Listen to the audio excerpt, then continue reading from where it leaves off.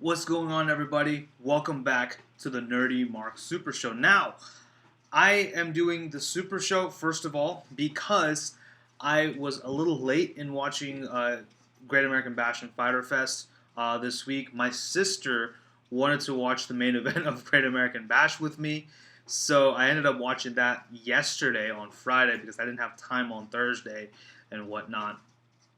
It got pretty late. I had, living with your parents, you have to, you do stuff with them and stuff like that. So, stuff. I'm not saying it got in the way. It's just that I was doing that, and frankly, family is more important. So, that's there. First of all, I hope you guys have been having a good week. Me personally, it was a little up and down for me. Just kind of went, just kind of, just kind of was going through a little bit of some personal issues and stuff like that. Everything's cool now. We're all good now. But sorry, someone was texting me. Let me put my phone over here so I'm not distracted. Anyway, but I'm okay now. Everything's cool. No worries. But we have a bit of a loaded show today. Well, it's not as packed as it was last time, but we do have a bit of a show today. So what I'm going to talk about is a couple of news articles first. Then we're going to get into my thoughts on both Fighter Fest and Great American Bash Nights 2.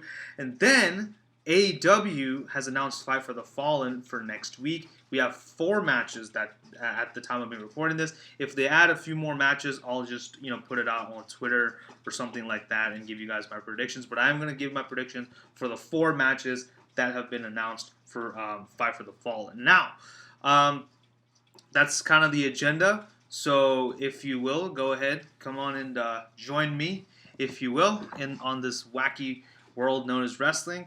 Let's get into some news articles.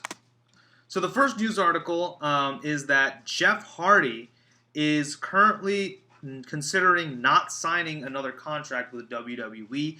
As you all know, Jeff Hardy right now is entangled in his storyline with Sheamus, where Sheamus is bringing about his alcohol and drug abuse problems. Not the first time it's been brought up at all. I mean, I'm sorry, no, this is the first time it's been brought up because CM Punk totally didn't do it in 2009, and Samoa Joe totally didn't do it in 2019. But whatever. Hey, if it ain't broke, right?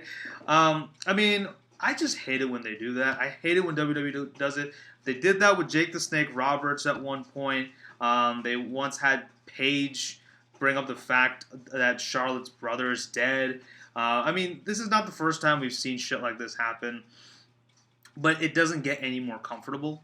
Like it doesn't make it acceptable just because we've seen it so many times. And this is just terrible. And honestly, I don't think that Jeff Hardy is going to be winning any more matches anytime soon, which is a shame because you know what? When I was a kid, I wanted to be Jeff Hardy. Like I was a huge fan of Jeff Hardy when I was a kid. Now, like I would say I was definitely a bit of a mark for Jeff Hardy. Now I wouldn't say I'm a mark for him, but I still have a very soft corner in my heart for this man. That's for this man right here. I'm just pointing because for this man right here, right? So I do definitely love Jeff Hardy, and I think he's still in his 40s. The man can still go. And that's pretty awesome. I mean, especially when, he's still able to jump off of ladders and shit. I mean, that's crazy. I mean, only now did he ever have any injuries, and that's pretty awesome. So, but I mean, even from both Matt and Jeff Hardy, Jeff has been the prominent Hardy throughout. But after the whole Broken saga happened, I think Matt Hardy definitely started to overtake Jeff Hardy, and Jeff started to be more and more in the shadows of Matt. I think that obviously the obvious move at this point, in my opinion, is definitely AEW, where his brother is. Jeff just needs to join Matt as Brother Nero, and we can get the Broken Hardys. Let them become a tag team, let them go off and, vie for the AEW tag titles at some point. Not immediately, but I would love to see them in the tag team title picture because honestly, I think it would just be great. I just need to see, once again, I need to hear Matt Hardy say, Brother Nero, I knew you'd come. I need to hear that one more time. I think that if this is their last run in wrestling, honestly, let it end in AEW. Then, after they're done, let them go back to WWE, get their little Hall of Fame rings, and call it a day on their career. I don't. I think that's pretty much it. I mean, they've both done so much for this industry that I don't think they have anything else left to prove. And personally, Jeff Hardy, continuing. I don't understand. Like, is it like WWE said, "Oh, the storyline with CM Punk was a success because we talked about Jeff's drug addiction, so let's just keep doing that." No, that's not why. Because those were two great wrestlers and who could still go today if given a chance, and they actually put on some damn good matches. That's why the feud was a success, not because CM Punk continued to talk about Jeff's drug issues. Okay, like that's the thing with WWE, man. They just focus on the wrong thing when it comes to all these different programs. And when there are people who have a history of drug addiction or alcohol abuse or mental health issues, like they focus on that. They don't focus on giving us good matches. Now, I'm not saying Sheamus versus Jeff Hardy is going to be terrible by any sense, and any by any way at all. No. It's gonna be fine. It's gonna be a decent match. Sheamus is a good wrestler. Jeff Hardy's still really good, and it's gonna be a good match. But come on, man! Like is this all you think when you think of Jeff Hardy? All you can think of is drugs and alcohol. Give me a break. He is this man right here. I keep pointing here because it's weird because OBS is this is like it's weird. It's like looking in a mirror, only not. If you get that reference, let me know. Anyway, this man right here is one of the best wrestlers working today. Yes, he's still one of the best. Okay, I will stand by that. I will stand and die on that rock and say that Jeff Hardy is one of the best pro wrestlers in working today. All right, and again, he's in his 40s, folks. He's not exactly a spring chicken, but he is amazing.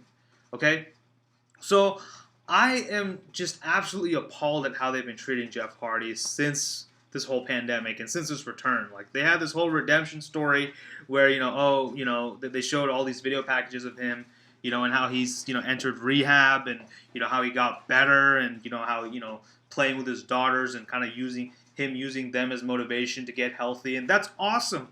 But then you make I mean, I get it that Sheamus is a heel, but you don't have to make him do shit like this. That's terrible. Oh, I know. Oh, I almost forgot to mention Roman Reigns' leukemia.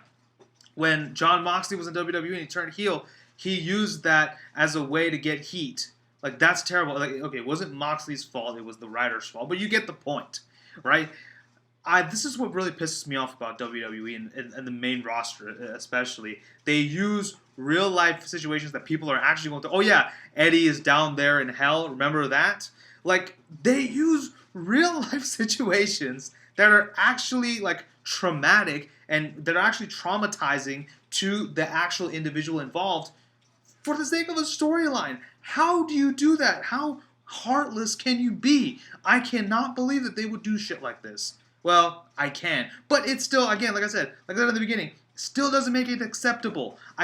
What the hell, man? Anyway, I don't want to talk about this, but I think, honestly, Jeff Hardy not signing a new contract with WWE, I think that's the best way to go. I think a lot of these WWE guys who want out are just waiting out their contracts, which is the smart thing to do because then you don't have a no-compete clause and shit like that. So I don't exactly know when his contract ends, but whenever it does end, I just hope he is on his way to All Elite Wrestling, joining up with Broken Matt Hardy, reforming the Broken Hardys once again, and just going from there.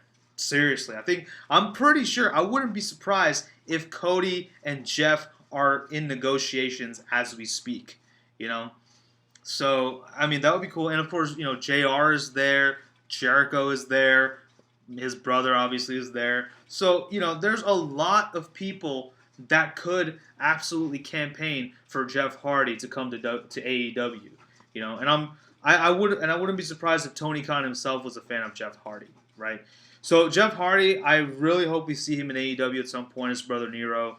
Um, Although I would like to reintroduce the character of Brother Nero, and not just kind of like be like, oh, look, he's broken all of a sudden. No, like have him do that. Like honestly, have whatever all the shit that's happening to him in WWE, have that translate over to AEW and have him be broken. Like he's kind of he kind of played a version of Brother Nero during his feud with Nakamura, but it just wasn't the same. It really wasn't. So I do hope we get the Jeff Hardy as Brother Nero in the near future. I hope that's what's happening. I'm rooting for Jeff myself. He's my boy. He'll always be my boy until the day I die. But anyway, so that's that. Next up, a lot of speculation going on about what's next for Adam Cole, baby. We'll talk about him when we get into the Great American Bash, but we all know what happened at this point. Adam Cole has lost the NXT Championship. His reign has ended at 403 days, which makes him the longest reigning NXT champion longest reigning NXT champion, beating Finn Balor for that record, which is awesome. Very well deserved. Adam Cole.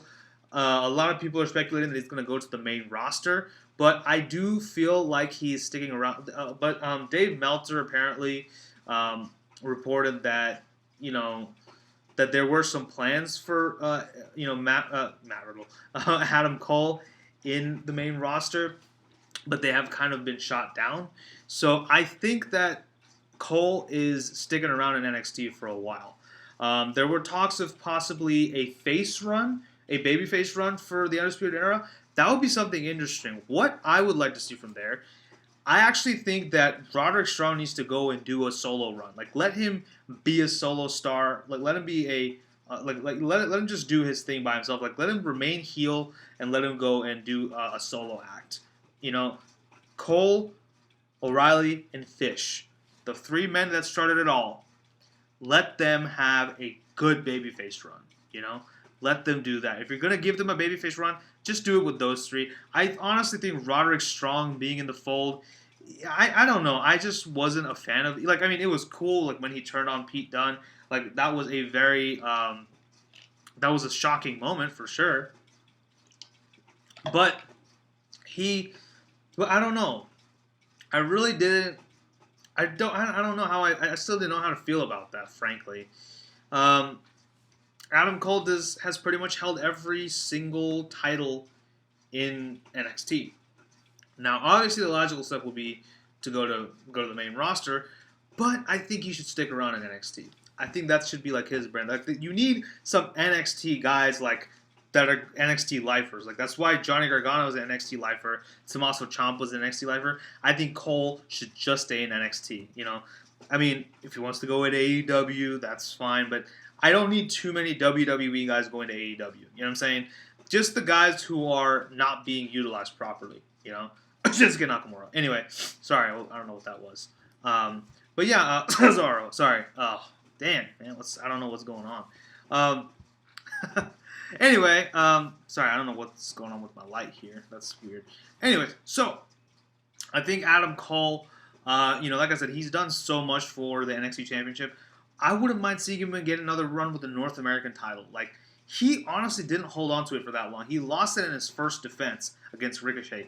I would actually want him to get that title and maybe have a run with that. That could work too. Let him go babyface and do that. Have the Undisputed Era see the error of their ways and be okay, we're the good guys now. So, honestly, a match between the Era and El Legado del Fantasma, that's a match I would love to see. I would love to see Fish and O'Reilly against Imperium. Undisputed Era versus Imperium once again. Granted, when all this stuff is over and Walter and Alexander Wolf, they can all come down to NXT again, or, we can do another Worlds Collide. Flip the tables around. Have it be... Because basically at Worlds Collide, it was a heel versus heel match. It was still really good, but it was a heel versus heel. I think Era versus Imperium, face Era versus heel Imperium. That's a match I would love to see again. I would love to see it one more time, and kind of have them get redemption, and give them a good redemption story. That's what I want to see. I wouldn't, like I said. So an Adam Cole face run would be really cool. A Undisputed Era face run would be really cool. Adam Cole as a solo star in NXT, that's fine. If you want to break up the Undisputed Era, have Adam Cole and Roderick Strong maybe feud, and while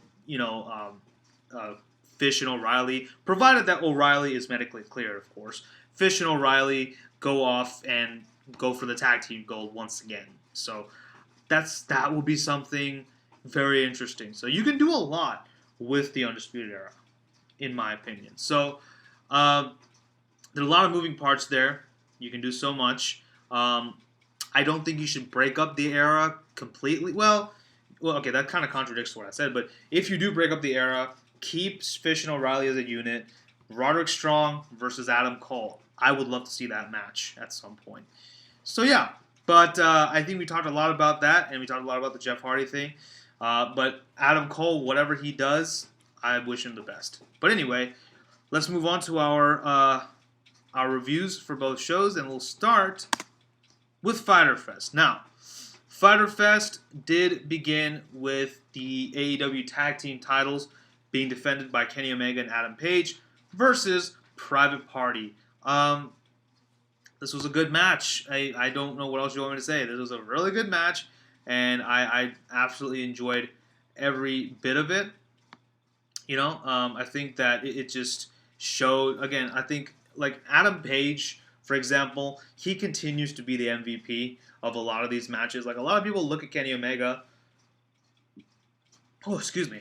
But people I think are also seeing that Adam Page has a lot of charisma, and he is amazing. He can do just about anything. He can be a powerhouse. He can be a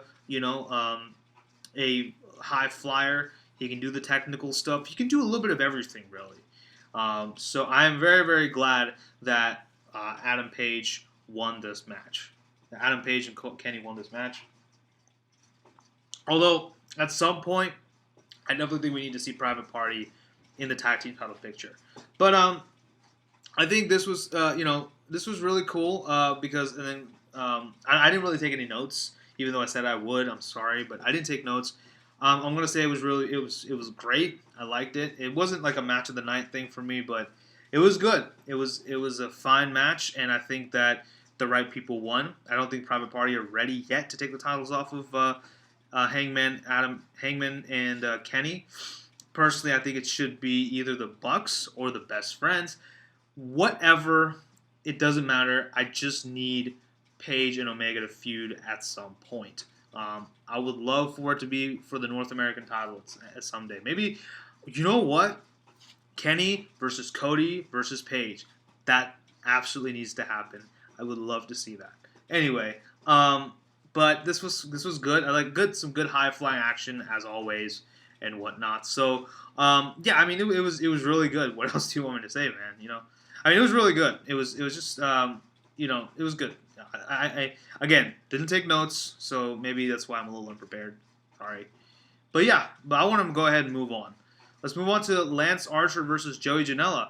Joey Janela got murdered. That's kind of basically what happened. No, but actually no, it wasn't as much of a squash match as I thought it would be.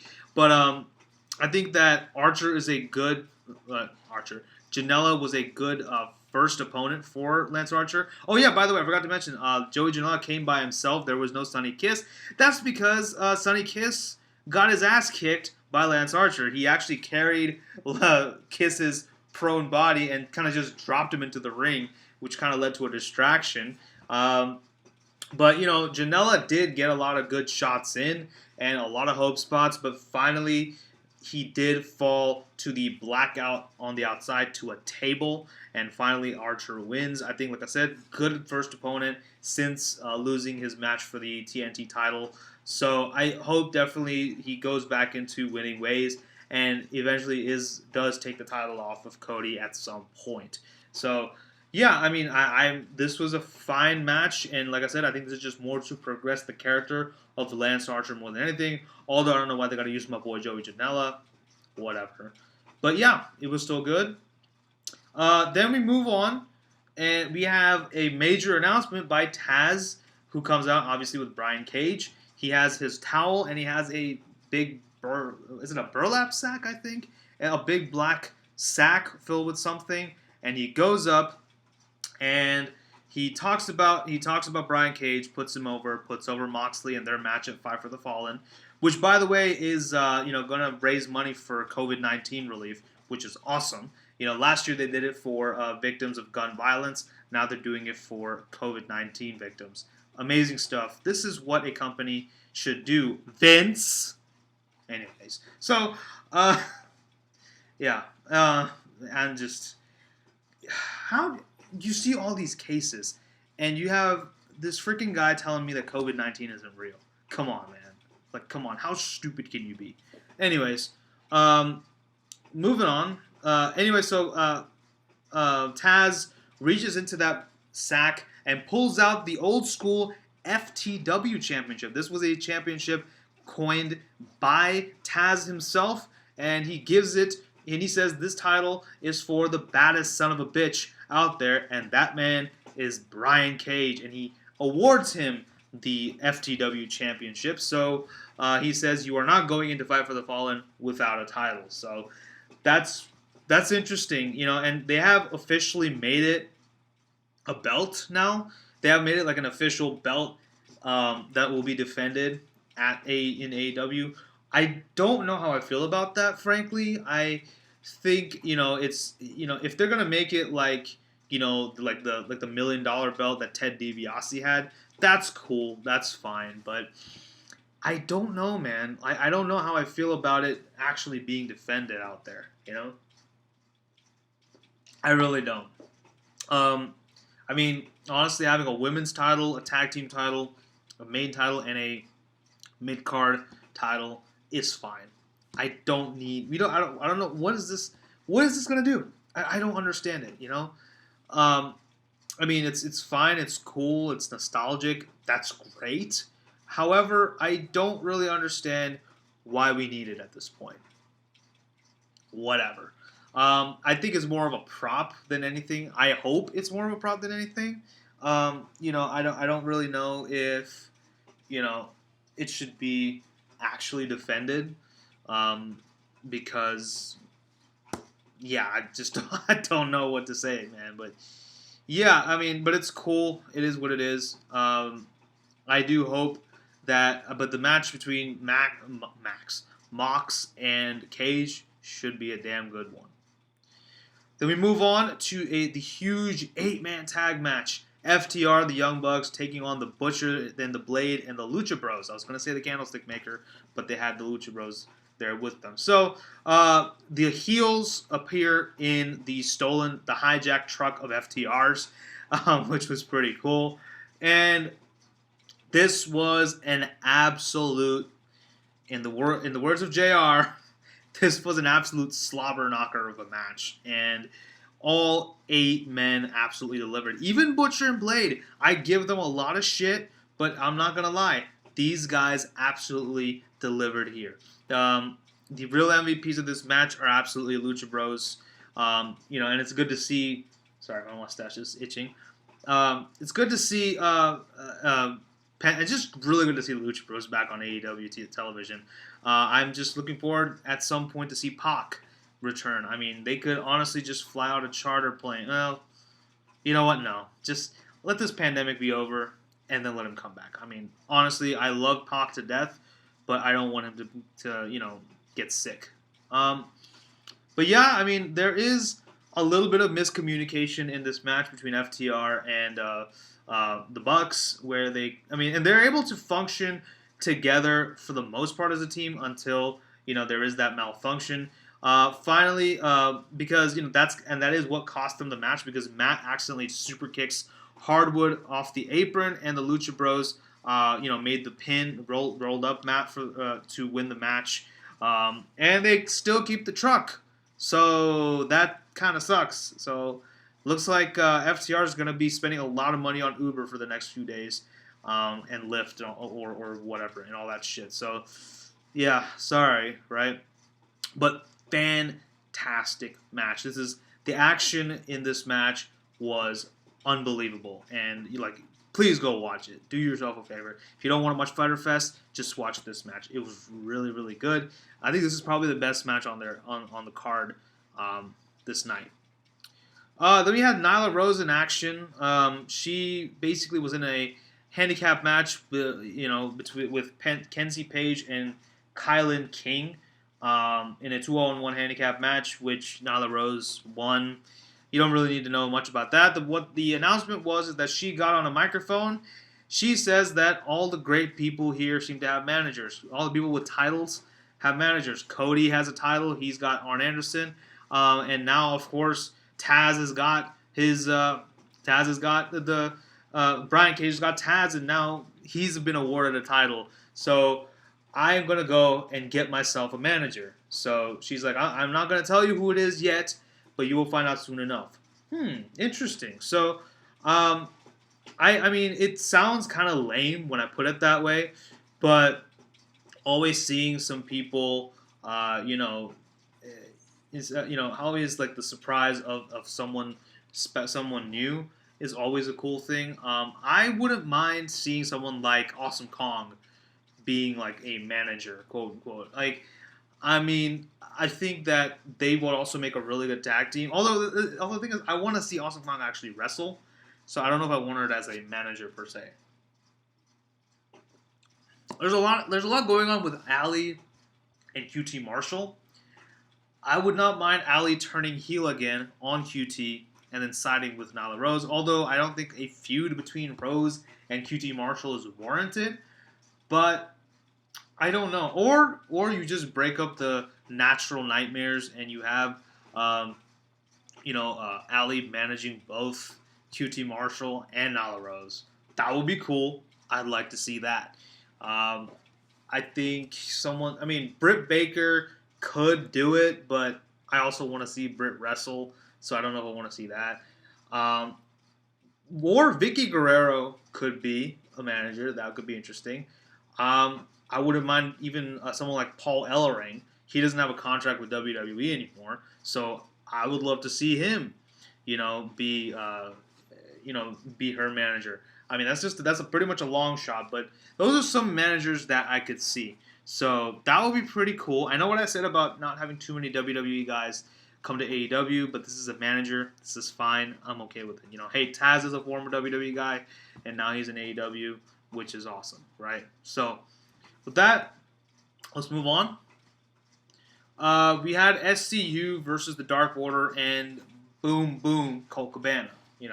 I guess that's the thing. Now for Adam Cole, I do the Adam Cole baby, and for Colt Cabana, it's boom, boom, right? Anyway, so this was a fine match. I didn't really care much for it. Colt Cabana was kind of like the eager, and he actually was hurt already. He was like heavily taped up.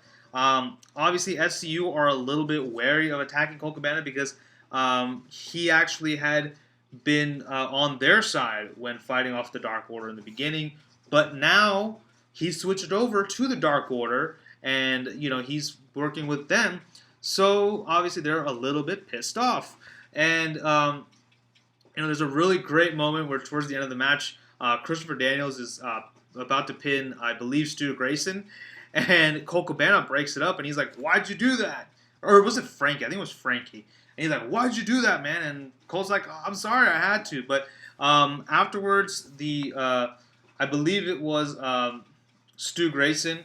He did a finisher onto Christopher Daniels, tagged in Colt Cabana, and had him pick up the win, so that Colt Cabana felt really good about it and whatnot, which was interesting. So, will he join the Dark Order is the question. I mean, he totally could, but I don't know, man. I don't know if I want to see Colt Cabana join the Dark Order. I don't know how he would really fit into that mold. Maybe he could, it's definitely different. I know Anna Jay might be in the Dark Order. Who knows? Or Anna Jay could be her manager. Who knows? I don't know. Well, although, again, I want to see Anna Jay wrestle. more than manage. Same thing with I was gonna say Abaddon too, but no, I honestly want to see Abaddon versus Nyla Rose. Going back to that, but anyway, so I don't know, man. This was, I mean, there's still a lot. I'm actually getting a little bit more intrigued by this Colt Cabana and Dark Order storyline. That should be interesting. Looking forward to it. By the way, in case you're wondering, I have water, I have an energy drink, and I have kombucha. This is kombucha actually in here. It's like a pineapple. No, not pineapple. Yeah, pineapple ginger. Oh, it's good. For those who don't know what it is, it's basically fermented tea. So, and it's really good, by the way. It's very good for your digestion, all that good stuff. So yeah. Anyway, let's move on. We get to the main event. This is Orange Cassidy, freshly squeezed Orange Cassidy, taking on Le Champion, Chris Jericho. This was a very good match as well.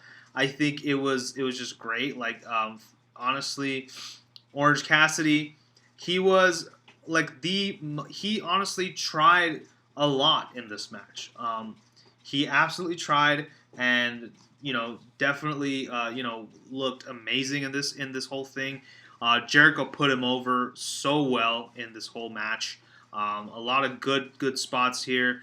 Even with Santana and Ortiz, like Orange Cassidy was still able to somewhat fight back for some time. Jericho kept on applying the Lion Tamer throughout this match. Orange Cassidy, super kicks. He did the whole hands in his pockets of the shin kicks, and then it looked like he was gonna go for another shin kick when he did the whole that thing. But he actually super kicks Jericho. So absolutely giving Chris Jericho a run for his money.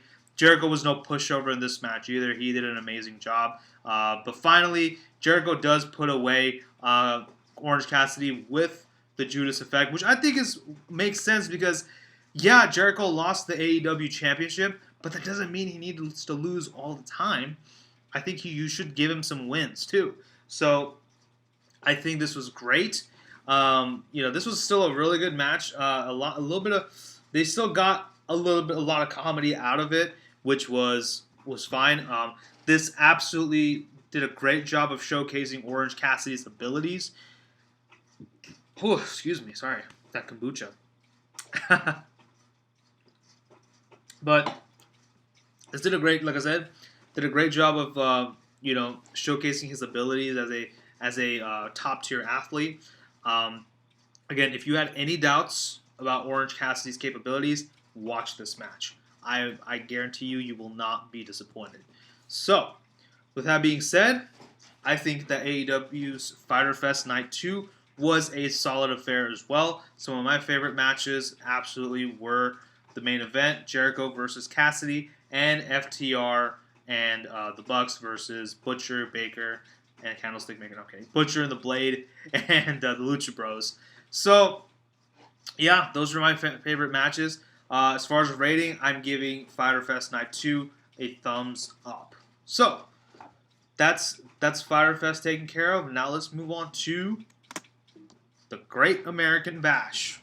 God bless America. Anyway, we begin the Great American Bash with a street fight. Candice LeRae taking on Mia Yim. An absolutely chaotic affair, as I think you would expect it to be. So, I think it was good stuff. I think Mia Yim ambushes Candice LeRae, which is interesting because usually the heel would ambush the babyface, but since Candice LeRae is a little bit more street, yo thug, yo wiggity whack, yo. I'm so sorry. I'm so old. I'm sorry. Anyway, God, I can't believe I did that. And I'm not editing this either. Okay, forget it. It's all going in. Screw it. But yeah, so Mia Yim absolutely puts up a great fight. She, they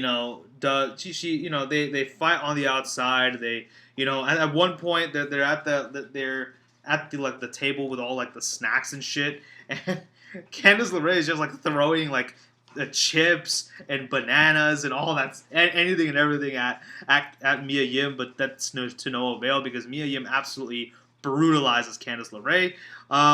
However, finally, LeRae does use the steel chair and onto Mia Yim, and she does win this match. And it was good. Like I said, it was a chaotic affair, and I absolutely enjoyed it. So, yeah. Oh, and then she used the steel chair and then a swinging neck breaker. I'm reading the results on WWE.com, and yeah, and she won the match. That was great. Next up, let's move on to Bronson. But like I said, fantastic match. Great way to get the night started. So yeah, I don't have any complaints. So the next match we had was Bronson Reed taking on Tony Nese. This was good too. A cruiserweight versus a big boy. A lot of fat shaming from Tony Nese because Tony Nese was like counting his abs and he's like, "Oh, where are your abs, buddy?"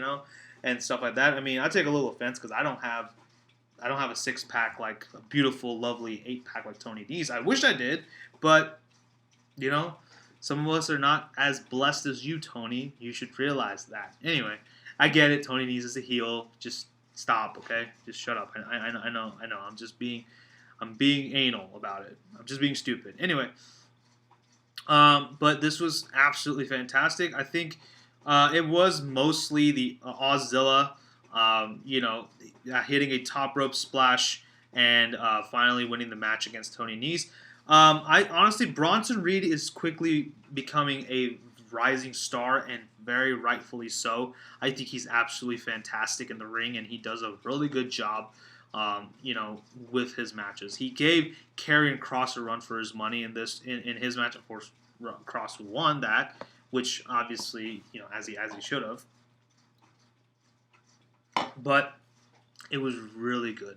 I really enjoyed that match, and yeah, and I think Reed is just, like I said, quickly going to be a rising star, and I can't wait to see what this young man does next. Then we move on to Johnny Gargano taking on Isaiah Swerve Scott, and these are two high-flying technicians going at it. What else do you want? This was an absolutely fantastic affair. This was it was good stuff, but finally Johnny Gargano does drop him with a Poison Rana and a one final beat DDT to win the match. And it is a good night to be a Gargano, I guess. But afterwards, he did, in the backstage, both husband and wife were celebrating the victory. But he says that, it should have, does a Dolph Ziggler and says it should have been me facing off against Adam Cole. But unfortunately, it was because of Finn Balor. I'm not going to be facing off against Cole. So I think we're reigniting the feud between Finn Balor and Johnny Gargano with the roles reversed, kind of, because I still consider Finn Balor as more of a tweener than a full-blown babyface. So, yeah, I think this was pretty cool. I am looking forward to that match because the first one was really good, and I do hope they save it for a takeover. I really hope they do. So, with that being said, let's move on. We then had Drake Maverick and Breezango taking on Legado del Fantasma. Another really good match. 6-man tag. Fantastic match. The whole story here is Drake Maverick wanting to get his hands on Santos Escobar, but Escobar is, continuously avoiding him. It's the typical story, the cool, calculated villain versus the fiery, red-hot, angry young hero. Obviously, just great stuff here throughout. Lucha wrestling mixed with some technical stuff. All that, it was good. It was really good. And I'll say this: unlike night one, there was not a bad match this night. So I'll give you that. I'm gonna say that this was one of my favorite matches for sure. And Escobar finally does, however, overcome Drake Maverick by hitting the Phantom Driver onto him to win the match. Now, obviously, this feud is not over. It is obviously leading to a one-on-one match between Maverick and Escobar. I'm not sure who should win that match. I think it should. Personally, I would say Escobar because if it is going to be his first title defense, then Escobar. But if it's going to be like his third or fourth title defense, then maybe Drake Maverick. I would actually build that up a lot more. Like have Drake Maverick just be given opportunity after opportunity, but falling short, and then finally at the last minute, he comes through and wins and becomes Cruiserweight Champion. That's what I would do. But I'm pretty sure we're going to get his first title defense for Escobar is going to be Drake Maverick, which Escobar should definitely win because first title defense, right? Anyway, we then get the return of Mercedes Martinez taking on Santana Garrett. Pretty short match. Her finisher is the Fisherman's Buster. Garrett absolutely does, she definitely gets some shots in on Martinez, but this is mainly all Mercedes Martinez. I think that they're building her up to be the next Shayna Baszler, because that worked out so well for Shayna, didn't it? So, yeah, good luck with that. I do hope that she's not the one who takes the title off of Io. Like, she's fine. Mercedes Martinez is fine, but please don't have her take the title off of Io. Just don't do it, okay? Don't. I repeat, don't freaking do it, NXT. Just don't do it. Like, I don't think Shayna Baszler deserved to take the title off of Ember Moon. There, I said it, okay? Like, honestly, if anyone should have taken the title off of Ember Moon, it should have been, honestly, at that, well, you know what? Actually, Shayna Baszler was fine because, or it should have been, honestly, I wouldn't have minded seeing Candice, well, yeah, Candice LeRae wasn't that big at that time. I don't know. Yeah, you know what? No, forget it. Shayna Baszler. She was like the one legit one. Or maybe Dakota Kai. I honestly, Dakota Kai should have been the one to dethrone Ember Moon, in my opinion. Not even Shayna Baszler. I really hope they don't make the same mistakes with Martinez as they did with Shayna. Pushing her too much, her title reign being too damn lengthy and a bit boring. I'm sorry, but her title reign wasn't that good because she literally was. I hate to compare her to this, but she was more or less the Brock Lesnar of NXT because she only showed up for pay-per-view matches. She barely wrestled a match on NXT. She's wrestled a few. I'll give her that. She wrestled a lot more matches on NXT than Brock Lesnar has on Raw and SmackDown. I'll give her that. But majority of the time, it's been Shayna Baszler at pay-per-views. So I don't know. I mean, well, actually, that's not true. I think that, like I said, she's wrestled more matches on NXT television than Brock has on main roster television. I'll give her that. But, I mean, but the thing is, it's also like a big stipulation kind of a match. Either way, Like, she defended her title and lost it to Rhea Ripley, and that's fine. But, like, I don't know, man. Like, I think they did, but her title reign was kind of boring. I mean, she was a good talker. She would just, like, after every women's match, she would just come in and Kira Fuda clutch the winner of that match. Like, okay, great, big deal. I don't care, I really hope they do something a little bit more interesting with Mercedes Martinez than they did with Shayna Baszler, all I was trying to say is, like, Shayna, like, yeah, in my opinion, Baszler's title reign was a bit boring. I'm sorry, I said it, but, like, so NXT, please learn from your mistakes. Give me something more interesting for Mercedes Martinez. She's obviously being established as a heel, which is fine, but just do something more. Just do something a little bit better with her than whatever the hell they did with Shayna. Well, than with Shayna Baszler. That's all. And now, finally, we get to the main event: the NXT North American Champion Keith Lee versus the NXT Champion Adam Cole. Baby, you have to see my fingers. That's why I backed up a little bit. Anyway, we all know the result. Let's just get to the result first. Adam Cole's, as I mentioned in the beginning, Adam Cole's 403-day NXT title reign came to an end this night. But this match was really good. Two desperate men trying to hold on to their titles and achieve greatness at the same time. Keith Lee's victory here was absolutely deserved. Okay? I don't think that... Okay, no, they did not push him too quickly. Keith Lee has been around for a while. He's been building up his stock in the company, and then finally Keith Lee has become one of the most endearing stars on NXT, and his win was absolutely deserved. The match itself was really good too. It was just both of these men, like I said, just giving each other everything they had. There was 2 last shots which Keith Lee kicked out of. There was Panama Sun. Adam Cole hit a freaking Panama Sunrise onto Keith Lee, which is absolutely crazy. Keith Lee showing off his strength. He finally putting away Adam Cole with a Spirit Bomb and a Big Bang Catastrophe. And the celebration, which, the New Japan style celebration for Keith Lee was absolutely fantastic. They had pyro. There you go. They had a little bit. I guess they had a little bit more money to throw around. So they said, "Oh, let's include some pyro in here." Anyway, we did, of course, in the end. One thing we forgot that a lot of people didn't talk about was Karrion Kross and Scarlett. I was gonna say, I keep wanting to call her Scarlett Johansson, but no, Scarlett Bordeaux. Although they're just calling her Scarlett, but yeah, Karrion Kross and Scarlett were watching this match like somewhere up on the rafters, it seems, or like some sort of VIP lounge type stuff there. And it looks like Karrion Kross has his next target set. That's going to be a good match, although I don't want to take the titles off Keith Lee just yet. I think he needs to have some more defenses. I would love to see another rematch with him and Gargano, him versus Balor in singles action. Let him have another match with Dijakovic because those are always amazing.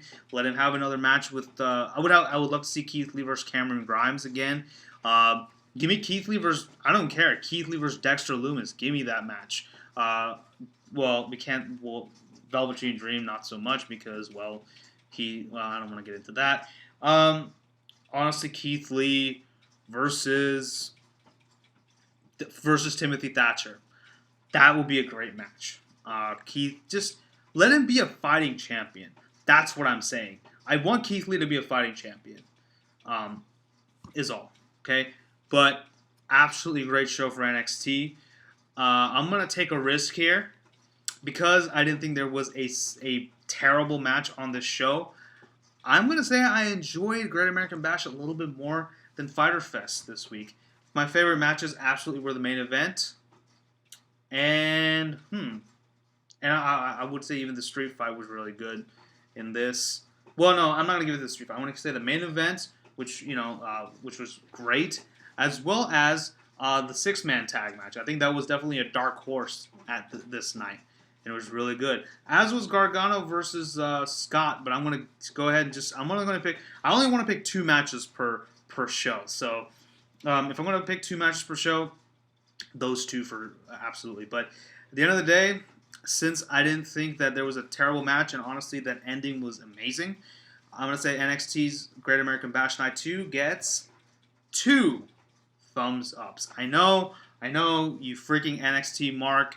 I hate you. I'm never watching your channel again. Unsubscribe. That's fine. I'm so sorry that I shared my opinion. But yeah, I don't know, man. I enjoyed Great American Bash a little bit more. I know some people are a little bit wondering, why the hell does Keith Lee have 2 championships? Did you complain when Becky Lynch had both the Raw and SmackDown women's titles? I don't think there was a lot of people who did that. But double champions. That's fine. I have no issues with double champions. Hell, Naito is a double champion. Do you have an issue with that? No. Then I don't think you should have an issue with this. I understand that, who's challenging for what title. At this point, Keith Lee will be pulling double duty on a lot of pay-per-views now. Well, at TakeOver, he's gonna be doing double duty, which should be interesting to see. Now, I think like one of his first opponent should definitely be someone like Timothy Thatcher. Down the line, Karrion Kross winning against Karrion Kross. No, down the line, Karrion Kross beating Keith Lee, letting him be the final hurdle that takes the title off of Lee. That's fine, But I don't care, man. I'm happy. Fellow Texan winning the championship. Always a good scene. So, I'm very very excited for Keith Lee. I want to see what's in future. What's in store for this man. I hope one day Mia Yim gets the NXT Women's title, and we have that whole thing. That would be really cool. I honestly wouldn't mind someone like Johnny Gargano taking the North American title off of Lee, because Gargano didn't have that much of a reign with the North American title. Neither did Adam Cole. So, I mean, I would love to see either of those be North American champion at some point, and maybe Keith Lee just being the NXT champion. That would be fine too. And then Karrion Kross eventually becomes the face of this company. I think, like, hold off on Karrion Kross. Don't give him the titles, too quickly. Let Keith Lee have a good, lengthy run with the NXT championships. And then you take it off of him after some time. So, overall, like I said, Great American Bash, I think was the better show this week. Last week, I would say Fyter Fest was a little bit better just because of that one match at night one. You know which one it is if you watched my review. But yeah, I'm very happy. So congratulations to Keith Lee, double champion. Bask in his glory, everybody. All right, with that being said, let's move on. We're at 50 minutes, so I'm going to try to spend no more than 10 minutes on this next segment, which is who should win and who will win at Fight for the Fallen. So, with that in mind, let's talk about our first match. First match is Cody taking on Sonny Kiss for the AEW TNT Championship. Now, first of all, I think that's going to be a really good match, and I'm really, really excited for it. Sonny Kiss is absolutely an athlete to look out for. Oh, excuse me. He is very, very talented. I think he's been killing it with Janela on Dark, but I am looking forward to see what they do with Sonny Kiss at some point. I don't think he's ready to get the title just yet off of Cody, but I'm very much looking forward to this match. But at the end of the day, I think Cody should and will win against Sonny Kiss. We now have the Elite. That's Kenny Omega, one half of the AEW Tag Team Champions, and the Young Bucks taking on all three members of the Jurassic Express. This is going to be a wild match. It's going to be amazing. It's going to be wacky. It's going to be good stuff right here. This is going to be some good action between all six of these men. I would love for, at some point, a singles match between Kenny Omega and Jungle Boy. That would be a match I would love to see. So I hope it kind of goes down that path at someday. However, I think that both of these teams have, I think that, Jurassic Express, they had a great showing at Fyter Fest. Bucks, not so much. And, however, Kenny Omega and Paige have been absolutely killing it.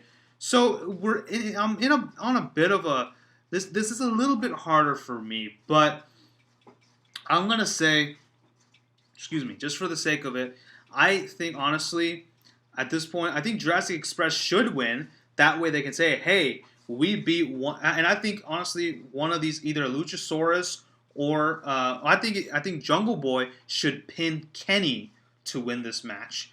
And that way they have some bragging rights and they say, hey, we beat one of your we beat the tag team we pinned the tag team champion, give us a match. And that way we get this match and we finally get Jurassic Express as the AEW Tag Team Champions. I think they should be the ones taking it off of them. Maybe Best Friends would work too, but I think it should be the Jurassic Express because they've been absolutely killing it in AEW. So, for the sake of argument, I think that the Jurassic Express should win, but I think the Elite will win. Next up, another tag team match. Lucha Bros taking on FTR. This is an absolute dream match if I've ever seen one. I cannot wait for this match. First of all, I think the winners are going to be, who will win? The fans, because this is going to be a balls-to-the-wall crazy match, and I cannot wait for this. I think FTR are absolutely moving up in the ranks very quickly. At some point, they will be the AEW tag champs, but right now not so much. I think right now just give them some more tag teams to beat. However, Lucha Bros have just returned, and they've been absolutely doing a great job. But of course, they did beat. They were on the winning team past week at Fyter Fest. So I think at this point we need to build up, but they are definitely very hot on FTR. So in my opinion, although FTR does have a little bit of backstage heat because they did appear on Jim Cornette's podcast and whatnot, and they are the type of wrestlers that Jim Cornette absolutely salivates over. Anyway, sorry, I don't want to talk about Jim Cornette. Sorry, I don't know why I even brought him up. Forgive me. Anyways, but regardless of all that, FTR are a really good tag team, a very intriguing tag team, and I think that they should and will win this match. But they're not going to go. But Lucha Bros are not going to go down without a fight. And finally, our main event, we have the AEW World Champion Jon Moxley taking on the newly crowned FTW Champion Brian Cage. This is going to, first of all, be an absolute slobber knocker. I'm sorry, JR, I have to keep stealing your expressions and whatnot, but I hope you will forgive me. But, he'll probably just say F you by my sauce. Anyway, but it's weird because it's barbecue sauce, and I'm a vegetarian, and I really can't eat anything with it. So, barbecue sauce with carrot sticks, that's just disgusting. I'm sorry, I can't do it. So yeah, I'll probably just buy his sauce and send it over to Tim or John from Armbar Audio. So there's that. Anyway, I don't know where that came from. I think it's the kombucha because it's fermented, and maybe that's making me go a little woo. All right. Let's talk about this match. Oh, that was weird. First of all, this is going to be an absolute fight. Both of these men are going to absolutely murder the shit out of each other. And again, if Brian Cage does not come out in T800 cosplay, I will not be happy. Well, I will be disappointed. I won't be angry. I'm not going to break my laptop or whatever. But I'll be sorely disappointed because that shit needs to happen. He's the freaking machine after all. You need to give him the T800 gear. If his entrance gear is not T800 themed, I will be very disappointed. Anyways, however, Jon Moxley, so far he has only defended his titles. Well, okay, he's had 2 title defenses already. One against Jake Hager and one against Brody Lee. Both matches weren't really that impressive to me, but I think this one is absolutely going to be very impressive. So I think Jon Moxley, I don't think that he should be giving up the title anytime soon. I kind of want him to have a lengthy title reign with the belt. I would also honestly just want him to keep it for the rest of this year. He won it at Revolution, just let him keep it for the rest of the year. Then, Double or Nothing, 2021, let him be dethroned. That's fine. However, so with that being said, who should win? Jon Moxley. However, because of the way they've been building him up, who will win? Brian Cage. So, there's that. So, those are my predictions. Those are who should win and who will win for Fight for the Fallen. Let me know about what you think about all this. Let me know what you think about Jeff Hardy. Let me know what you guys think about Adam Cole. What's his next move? Let me know what you guys thought about night 2 of both Fyter Fest and Great American Bash. And of course, let me know what are your predictions for Fight for the Fallen. With that, thank you all for watching. Thank you all for sticking around if you watched the whole thing. And yeah, that's pretty much it. That's all I got to say. So with that being said, you guys have a great day. Take care. Stay safe. And I'll see you next time. Bye-bye.